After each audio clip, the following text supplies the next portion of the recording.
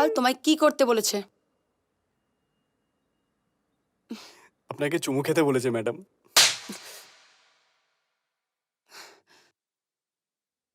নন্দলাল একটা গুন্ডা, মস্তান, কিন্তু তোমাকে দেখে মনে হয়েছিল তুমি একটা ভদ্র ছেলে। বোকা কিন্তু ভদ্র। কিন্তু তুমি তো দেখছি ওর থেকেও নোংরা। ভেবেছিলে একটা স্টার আমার সঙ্গে বাধ্য হয়ে ঘুরছে ফিরছে, আমার হাত ধরছে, আমার সঙ্গে হেসে হেসে কথা বলছে, তাহলে আমি সুযোগটা নেব না কেন? আমি কোনো সুযোগ নিইনি সুইটি ম্যাডাম। তাহলে আমাকে এখানে এনেছো কেন?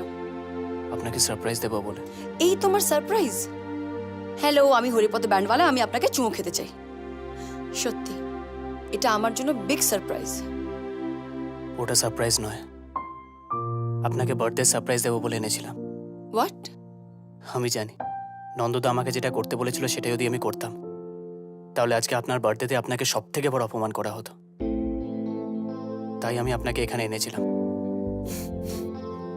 ভেবেছিলাম দরজা বন্ধ করে আপনাকে সারপ্রাইজ গিফটটা দেব। নন্দদার লোক, ভাড়াটে, গোয়েন্দা কেউ জানতে পারবে না। আমি আপনাকে অপমান করতে চাইনি ম্যাডাম। তুমি মিথ্যে কথা বলছো। আর যাকেই মিথ্যে বলি, নিজের স্বপ্নকে মিথ্যে বলতে পারবো না। আপনি আমার স্বপ্ন সুইটি ম্যাডাম। আপনি আমার ছোট ছোট খুশি, যেটা যেটা আমি বাক্সের মধ্যে জমিয়ে রেখেছি।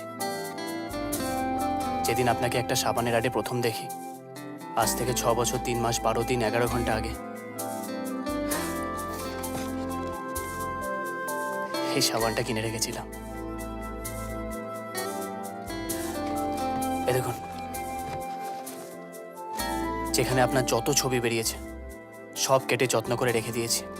আপনার প্রথম ফিল্মের পোস্টারও, এমনকি আপনি যে ফ্রাইং প্যানের অ্যাড করেছিলেন সেটাকেও যত্ন করে রেখে দিয়েছি।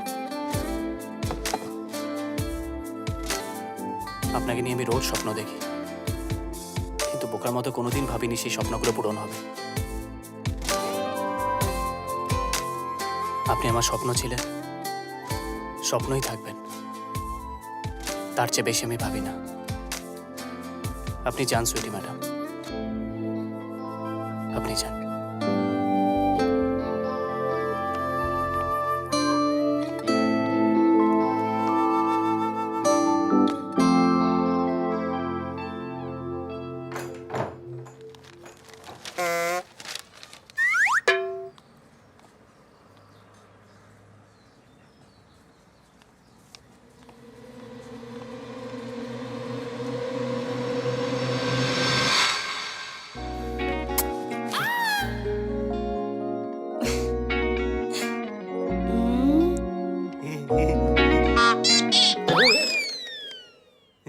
আমার সারপ্রাইজ গিফট কোথায়?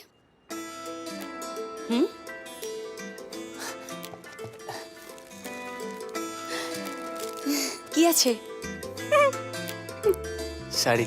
বোঝাবো কি করে তোকে কত আমি চাই, তোর কথা মনে এলে নিজেকে হারাই, তোকেই মাথায় করে বেঁচে আছি তাই।